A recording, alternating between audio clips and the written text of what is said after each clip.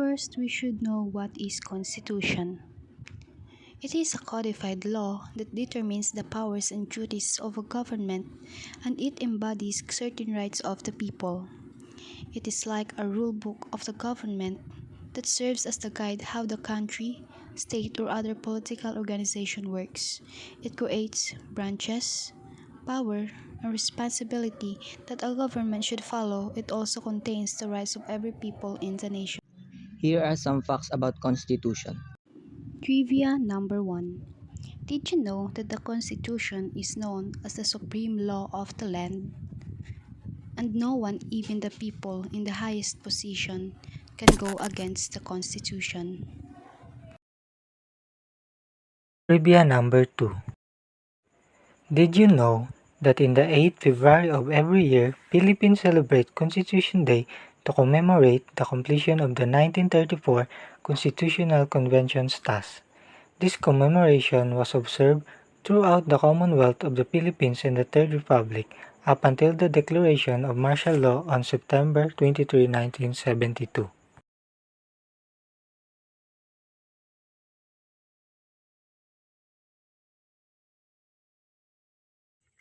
(1899) Malolos Constitution, Spanish period. Malolos Constitution was the constitution of the First Philippine Republic. It was written by Felipe Calderon y Roca and Felipe Bencamino as an alternative to a pair of proposals to the Malolos Congress by Apolinario Mabini and Pedro Paterno. The Constitution was promulgated on January 23, 1899, as it was created during the fight for the Philippine independence from Spain.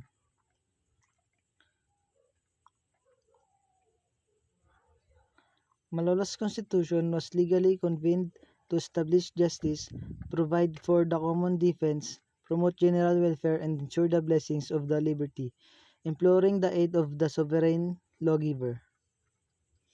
President Emilio Aguinaldo issued the first proclamation that celebrated the effectiveness of a constitution in 1899 on January 23, 1899.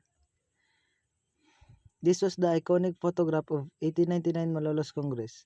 This was based on written accounts in the restoration of the Baruswan Church for 1998 centennial. In this photo, President Aguinaldo sits at the center as a gentleman reads document to his left. 1935 Commonwealth Constitution of the Philippines in American period. On November 15, 1935, the Filipino people took the penultimate step to independence with the inauguration of the Commonwealth of the Philippines. Senate President Manuel Luis Quezon and his running mate Senate President Sergio Osmeña Sr. were elected as the President and Vice President of the Commonwealth. The Constitution of the Commonwealth of the Philippines provided for a presidential system of government with unicameral legislature. It had the power to enact the laws of the Philippines, known as Commonwealth Acts, through the National Assembly. This Constitution is imploring the aid of divine providence in order to establish a government that shall embody their ideals, conserve and develop the patrimony of the nation, promote the general welfare, and secure themselves and their posterity the blessing of independence under the regime of justice, the liberty, and the democracy. 1973 Constitution of the Republic of the Philippines, the Martial Law Constitution. On September 21, 1972, President Ferdinand E. Marcos signed Proclamation No. 1081.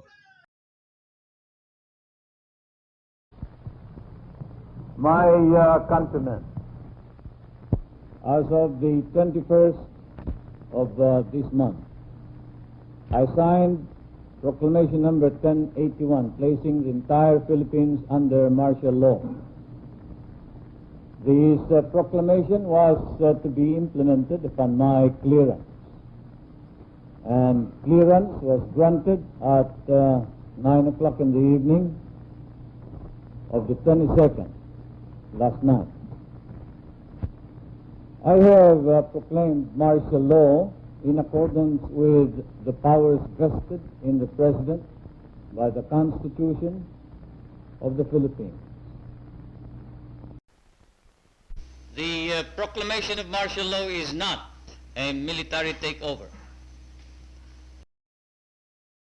The propaganda effort was so successful that up to the present, many Filipinos, particularly those who did not live through the events of September 23, 1972, labor under misapprehension that martial law was proclaimed on September 21, 1972. The 1973 Constitution established a parliamentary form of government and introduced the merger of executive and legislative power. I, as your duly elected President of the Republic, use this power, which may be implemented by the military authorities, but still is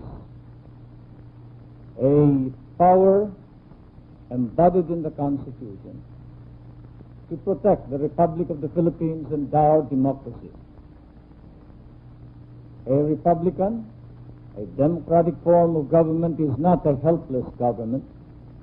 When it is imperiled by the danger of a violent overthrow, an insurrection, or a rebellion, it has inherent and built-in powers wisely provided for under the Constitution. Martial law constitution was implemented by President Ferdinand E. Marcos in order to protect the people of the nation from the danger that confronts in the Republic of the Philippines. The martial law constitution ended as when the People Power Revolution happened and resulted in the ousting of President Marcos from the Philippines on 25 February 1986. 1987 Freedom Constitution. After former President Marcos had gone to Malacanang, Corazon Aquino took her oath of office as the President on February 25, 1986. I, Corazon Cojuangco Aquino, do solemnly swear do solemnly swear that I will faithfully that I will faithfully and conscientiously and conscientiously fulfill my duties fulfill my duties as President of the Philippines, as President of the Philippines, preserve and defend its fundamental law, preserve and defend its fundamental law, execute its just laws, execute its just law, do justice to every man, do justice to every man, and consecrate myself myself to the service of the nation. to the service of the nation. So help me God. So help me God.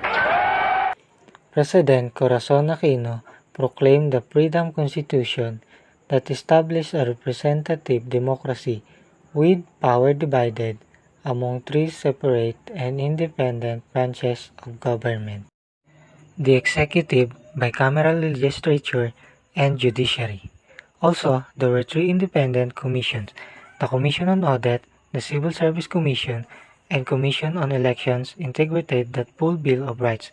This guaranteed fundamental civil and political rights, and it provided for free, fair, and periodic elections. This constitution seemed ideal to many Filipinos emerging from 20 years of political suppression and oppression. Philippine Constitution Analysis. Constitution is known as the supreme law of the land, and in the Philippines there's a four constitution that is evolving as years goes by, namely the Malolos Constitution, the Commonwealth Constitution of the Philippines, the Martial Law Constitution, and the Freedom Constitution. Through these constitutions, our country was able to rise and make our economy stable. Also, it was the reason why our country is in peace, because we have our law to be followed by the citizens. It also protects the nation's people through giving them their rights as the people of this country. Without these constitutions, there is no justice that will be given to every people who needs it. Philippine Constitution Recommendations. The only thing that we want to recommend is that we need some revisions in our current constitution, which is the Freedom Constitution that was proclaimed by former President Corazon Aquino in year 1986. We recommend to do some revisions because, as what we could see in our government, right now the justice is so slow. There is an extreme poverty and hunger, and the corruption is chronic. Yes, the laws of this constitution can really help us and already had a big help to every one of us. But the thing that we need to improve are those people who are implementing these laws. They should be more responsible and be honest to their people. Biases should be avoided and make sure that justice will be served to those who deserve it. They should serve to their people, not to be served by the people.